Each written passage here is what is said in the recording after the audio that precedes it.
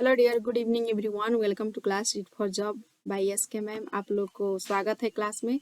और यहाँ previous year question हम चला रहे हैं जो 28 दिसंबर का है। इस ईवीएस क्लास यहाँ पर स्टार्टिंग है और सीटीपी हो चुका है। तो आप लोग देखेंगे पिछले वीडियो में जा करके सभी वीडियो दे चुके हैं, ऑफलाइन और जितना भी हुआ था, ऑनलाइन भी जितना हुआ था, सभी 28 तक पहुंच चुके हैं। आगे भी जो है बचा हुआ सभी को हम करेंगे। और प्रीवियस ईयर क्वेश्चन बहुत ही ज़रूरी हो गया है क्योंकि यहाँ पर रिपीट भी क्वेश्चन आ रहा है और इसी से कंसेप्ट भी तैयार होने वाला है, क्योंकि यहाँ फेरबदल लैंग्वेज हो रहा है और लैंग्वेज के हिसाब से यहाँ पर क्वेश्चन बन रहा है, उसी के हिसाब से यहाँ पर आंसर भी देना होता है। बल्कि रटा क्वेश्चन नहीं मिल रहा है। रटा हुआ क्वेश्चन पहले होता था लेकिन अब नहीं मिल रहा है, लेकिन फिर भी बहुत ऐसा क्वेश्चन है जो रटा हुआ क्वेश्चन, जैसा मान लीजिए जीके है ईवीएस में, उसको हम देखने को यहाँ पर मिलता है। तो देखेंगे प्रीवियस ईयर क्वेश्चन, उतना ही आप लोगों को यहाँ पर माइंड में कंसेप्ट तैयार होने वाला है। तो देखेंगे ईवीएस है हमारा। फर्स्ट हमारा क्वेश्चन है, किसी रोगी का घर एक्स पर स्थित है तथा अस्पताल जहां उसका इलाज एक्स वाई पर चलता है और स्थित वाई पर स्थित है। रोगी के घर से अस्पताल जाने के लिए कोई सीधा सड़क नहीं है, अतः रोगी पहले ए पर जाता है और एक्स के ठीक पूर्व पर, तो ए पर जाता है तो एक्स जो है रोगी के घर है और वाई पर जो है अस्पताल है। तो एक्स हमको ए पर पूरा ठीक पूर्व में जाता है। कितना? 80 किलोमीटर जाता है, 800 किलोमीटर जाता है। उसके बाद फिर बी जाता है, बी की ओर जाता है ए से, ए की ठीक दक्षिण ओर। तो दक्षिण किधर है? दक्षिण यहाँ पर कितना? 6 किलोमीटर है। ओके, 6 किलोमीटर यहाँ पर आगे हम फिर वहाँ सी पर जाता है जो बी के ठीक पश्चिम में 150 किलोमीटर है। तो यहाँ पश्चिम में 150 किलोमीटर आ जाएगा। उसके बाद अंत में वाई पर जाना है तो अस्पताल में पहुंचता है जो सी के ठीक उत्तर में है। ये सब अस्पताल में तो ठीक उत्तर में है, ले ये है 100 किलोमीटर है। इसके सापेक्ष है, अस्पताल के सापेक्ष घर हमारा जो है कहाँ है? तो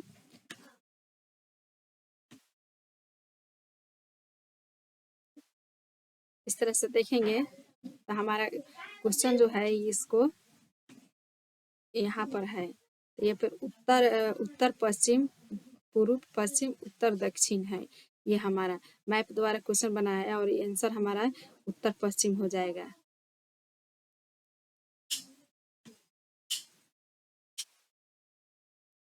ना कर देखेंगे आप लोग भी। अपनी गर्दन को झटके से आगे पीछे तक कर लेती है। कौन सा ऐसा पक्षी जो अपने गर्दन को आगे पीछे झटके से करता है? तो झटके से जब भी बात आए तो यहाँ पर मैना को लेंगे अभी। और यहाँ पर देखेंगे अपनी गर्दन को पीछे तक घुमा सकता है। वो कौन सा पक्षी है जो अपनी गर्दन को 360 डिग्री तक घुमा सकता है? उसको हम उल्लू कहेंगे। ओके, नेक्स्ट आ जाएगा, ब्रेल लिपि का उपयोग दृष्टिहीन व्यक्तियों द्वारा किया जाता है। इसका प्रयोग की लिपि में मोटे कागज पर उभरे हुए बिंदु लगे होते हैं। उभरे हुए होने के कारण दृष्टिहीन व्यक्ति जो उन्हें छुप कर पढ़ सकते हैं, मतलब चिन्ह छुप कर नहीं, छू कर पढ़ सकते हैं। उसे हम लिपि आधारित कितने पर है, किस बिंदुओं पर आधारित है? तो 6 बिंदुओं का होता है, बना होता है, 6 बिंदुओं पर आधारित होता है और उसको छू कर महसूस करके जो अंधा व्यक्ति होता है उसको पढ़ाया जाता है। ओके, यहाँ पर देखेंगे हमारे देश में ऐसा राज्य है जहाँ के ग्रामीण क्षेत्र में भारी बारिश होने के कारण धरती से लगभग 3-3.5 किलोमीटर यहाँ पर ऊंचा है। और ये क्वेश्चन बार बार ट्रेंड कर रहा है, तो हम बता रहे हैं आपको प्रीवियस ईयर क्वेश्चन जो है बहुत ही महत्वपूर्ण होने वाला है, बहुत ही फायदेमंद भी होने वाला है। उच्च बनने होते हैं, उन घरों के बांस के खंभों का उपयोग करके बनाया जाता है। यह घर भी लकड़ी से बना होता है। कौन सा राज्य में है? तो ये असम राज्य में ये बांस के घर असम राज्य में पाया जाता है। और वही बहुत बारिश होता है और बांस के ऊंचे 3-3.5 फीट ऊंचे करके बनाया जाता है ताकि पानी नीचे से आसानी आ जा सके और ऊपर सुरक्षित व्यक्ति रह जाए। तो यहाँ पर देखेंगे क्वेश्चन आ गया, जिम कॉर्बेट नेशनल पार्क किस राज्य में स्थित है? तो जिम कॉर्बेट नेशनल पार्क है जो उत्तराखंड में स्थित है। ओके, तो यहाँ सभी प्रकार के हम क्वेश्चन पढ़ाने वाले हैं। जिम कॉर्बेट के विषय में भी, सभी राज्य के घरों के बारे में भी, सभी जानवरों के बारे में भी अलग अलग से हम यहाँ पर देंगे आप लोग के लिए। तब तक यहाँ प्रीवियस ईयर क्वेश्चन जो है ये इसको सोल्व कर ले, उसके बाद इसको हम पढ़ेंगे। यहाँ पर देखेंगे क्वेश्चन हमारा आ गया 67। 3 विभिन्न स्थानों जहाँ की जलवायु एक दूसरे से अत्यधिक भिन्न है, किन मकानों को विवरण पर विचार कीजिए। ले, यहाँ ऑप्शन भी दिया गया है, कौन सा सही है, इन मकानों के सही विवरण को चुनना है। ले का मकान, लद्दाख के मकान पत्थर के 2 मंजिलें बने होते हैं। नीचे के मंजिल पर आवश्यकता का सामान और जानवर भी रखे जाते हैं। फर्श लकड़ी और छत चपटे होते हैं। लेह लद्दाख के मकान जो है चपटे छत होते हैं। वहाँ पर गर्मी के मौसम में कुछ फल सब्जियाँ सुखा लेता है और ठंडी के मौसम में वहाँ के लोग यूज करते हैं। और निचले मंजिल में जो जानवर या रखे हुए सामान को रखता है और दूसरा मंजिल पर खुद रहता है। नीचे के मंजिल में वहाँ पर खिड़कियाँ नहीं होता है, इस प्रकार से भी रहता है। मनाली हिमाचल प्रदेश में मकान बांसों के खंभों पर बना होता है। मकानों का लकड़ी के पत्थर से बनाया जाता है। यहाँ पर बांस का खंभा नहीं लगता है, यहाँ पर पत्थर ही लगता है। और राजस्थान के गाँव में लोग मिट्टी के बने मकानों जिनकी छत कटीली झाड़ियों से बना होता है। मिट्टी के मकान भी होता है, कटीली झाड़ियाँ भी होता है। तो हमारा आंसर सही हो जाएगा, ए और सी भी गलत है। नेक्स्ट आ जाएंगे हम 68 की तरफ। नीचे दिए गए जीवों पर विचार कीजिए। घड़ियाल, कौवा, बत्तख, मछली, कछुआ जो है ये सबसे ये इन 4-5 में से कौन सा अलग है?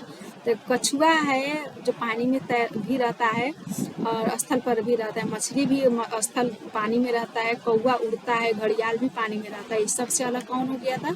कौवा अलग हो गया है। नेक्स्ट आ जाएगा हाथियों के बारे में। हाथियों के बारे में नीचे दिए गए कथनों पर विचार करें। तो हम बता रहे हैं आप लोग को जैसे प्रीवियस ईयर क्वेश्चन खत्म करेंगे तो हम आप लोग के लिए थ्योरी क्लास में ये सभी लेकर आएंगे। हाथी, बाघ, टाइगर जो भी है बनेगा सबको हम लेकर आने वाले हैं। और आप लोग अधिक से अधिक संख्या पर यहाँ पर जुड़े ताकि हमको भी मोटिवेट मिले और आप लोग को हम देंगे अच्छे से डिस्कोर्स के साथ हम यहाँ पर दे रहे हैं। आप लोग यहाँ पढ़ना, अगर आप लोग चाहते हैं कि क्वेश्चन मतलब सीटेट हम एक बार में ही क्लियर कर जाएं तो यहाँ पर जुड़े, ताकि यहाँ पर पूरे ही बेसिक लेवल से स्टार्ट किया जा रहा है और आपको अंत तक मिलेगा। और यहीं से आप लोग यहाँ पर पूरे सब्जेक्ट को आपको दिया जाएगा और आप लोग पढ़ेंगे। ओके, हाथियों के बारे में नीचे दिए गए कथनों पर विचार कीजिए। एक झुंड में 20 या 25 हथिनी रहते, नहीं 10 या 12 हथिनी रहता है। हथिनी और हथिनी के बच्चे भी रहते हैं, तो ये गलत हो गया। हाथी 4 या 5 वर्ष की आयु तक ही उसका झुंड होता है, नहीं यहाँ पर 14 वर्ष की मतलब 10 से 14-12 वर्ष तक यहाँ पर हथिनिया का झुंड रहता है एक साथ में।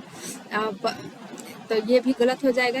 एक बड़ा हाथी एक दिन में 100 किलोग्राम से अधिक पत्ते और झाड़ियाँ खा लेता है, ये सही है। किसी हाथियों के झुंड में सबसे बुजुर्ग हथिनी ही सभी फैसला लेती है, ये भी सही है। तो सी और डी सही है। तो सी और डी किस में है? तो इसमें है, तो यही सही है।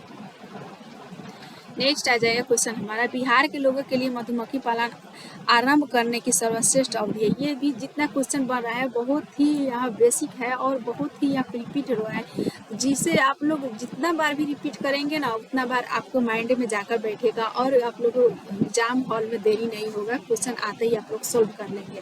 और वहाँ पर समय भी बचाना होता है ना। बिहार का मधुमक्खी पालन का समय कौन सा है? तो अक्टूबर से दिसंबर जो है ये बिहार के लिए अति आवश्यक होता है, क्योंकि यहाँ मधुमक्खी पालन होता है और मधुमक्खी पालन का समय वही सही होता है।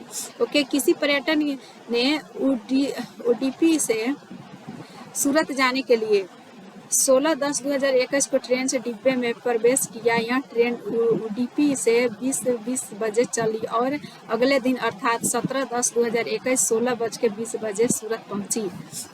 इन दोनों शहरों के रेलवे स्टेशन के बीच दूरी 1440 किलोमीटर है। पर्यटक की यात्रा के बीच के ट्रेन की औसत चाल क्या हो जाएगा? तो औसत चाल किलोमीटर को हम निकाल देंगे। उसके बाद हम 5 से उसके बाद हम 18 और 5 से हम फिर से यहाँ पर काट करके कर लेंगे तो हमारा आंसर आ जाएगा 36 किलोमीटर हावर। ओके, तो आप लोग यहाँ पर देखेंगे इस तरह क्वेश्चन को लेके हम एक अलग से बोर्ड पर हम लोग क्वेश्चन बनाएंगे, सोल्व करने की कोशिश करेंगे और आप लोग भी देखेंगे।